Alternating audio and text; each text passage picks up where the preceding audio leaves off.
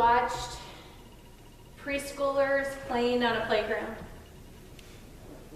It can be so funny and silly and joyful, not a care in the world, until that one foxy kid tells another, "You can't play with us anymore." The look on that other 4-year-old's face is often one of disbelief, shock, and shame. Sometimes they fight it and they try to keep on playing with that person or that group anyway. And other times they just hang their head down with tears welled up in their eyes and go and play by themselves. If you witness it, it's heartbreaking. And you want to run up and tell them it's okay and it won't ever happen again. But the truth is, it will. By the time they're 10 and they find out that they were the only kid not invited to Bobby or Sally's birthday party. Or when they're a teenager and they don't make the varsity volleyball team. Growing up is hard. Not only do we have to deal with heartbreak from when people who we were sure were our friends don't want to have anything to do with us anymore. But there's always that time when that first boyfriend or girlfriend breaks up with us. And we wonder if anyone else will ever want to date us. And then comes spring of senior year. And students these days watch the mailbox every day, waiting and hoping for that big envelope to arrive, full of what to do next in your new adventure in college. But too often we fixate on that little envelope, where colleges have said, "Thank you, but no thank you." And even if it's not the college we wanted to go to, we question what our life path will be now. It can be devastating. As adults, we face rejection constantly through jobs, careers, loans, social clubs, relationships. And when we are turned down, or when something ends, it can be really, really hard to get back up again and try again. We're often told, oh, it's nothing personal. But it feels very personal, doesn't it? It personally affects us.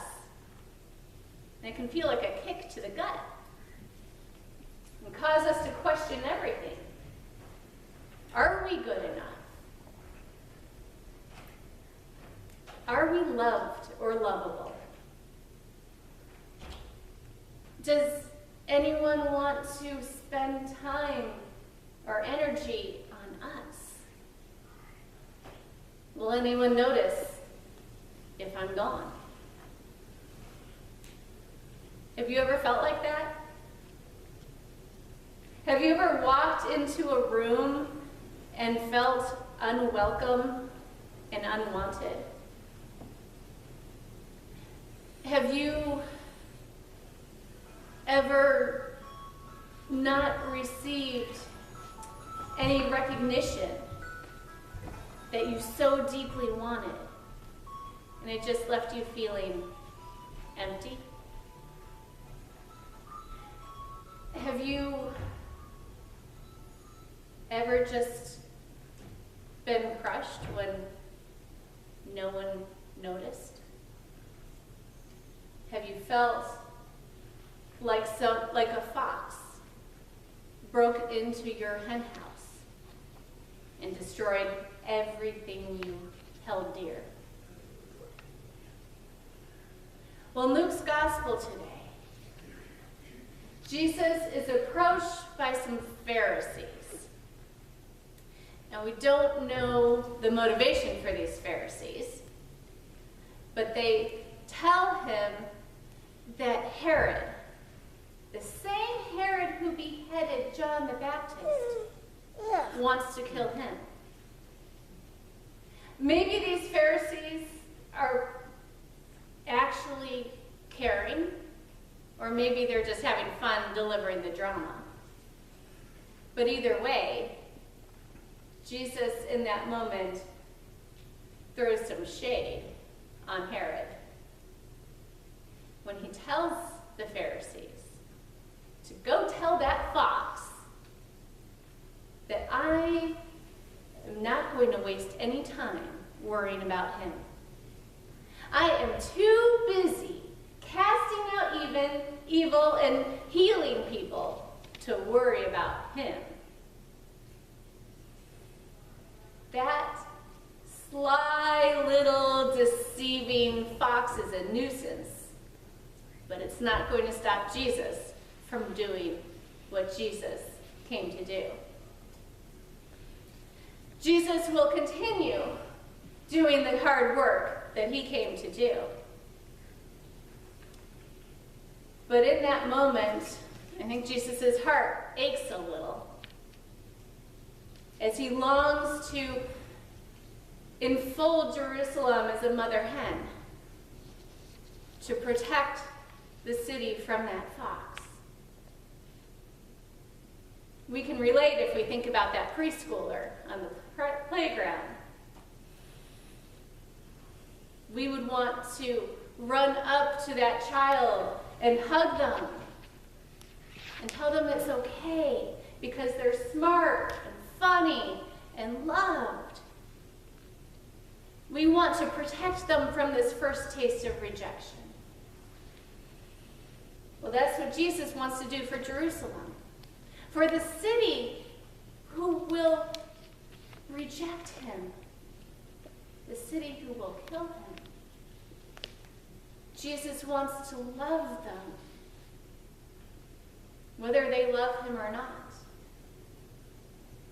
just as Jesus loves us, whether we love him or not. Those foxes that come into our lives, can you think about them? They're often pretty sneaky and sly and so deceitful and damaging. They seek to undermine our trust in who we are and whose we are. And they tempt us to question our worth, our value, if we're any good to anybody.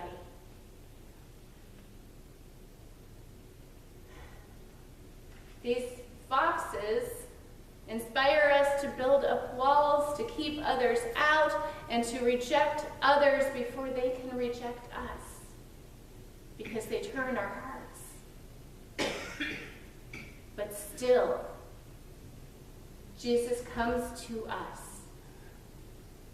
as a mother hen, offering us solace and comfort and sanctuary, so that when these foxes in our lives approach us, we can stand brave. Just as Jesus didn't have time for Herod, we don't have time to waste a minute worrying about any of the doubts they would plant in us about ourselves. We trust that Jesus is hard at work, casting out evil around us and bringing us healing. Because we know who we are and whose we are. We know that we are Jesus's chicks.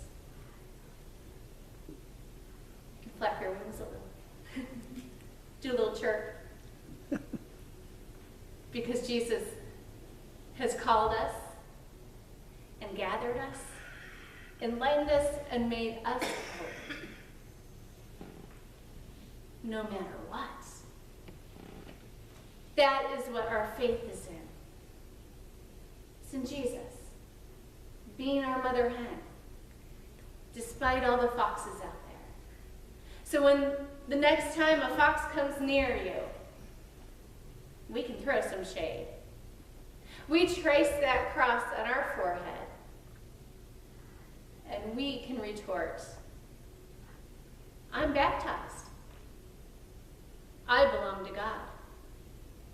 I am beloved. I am saved by grace. With those wings, no fox can get into Jesus' hen house. We are safe. We are loved. We are Jesus' chicks. Amen. Beautiful.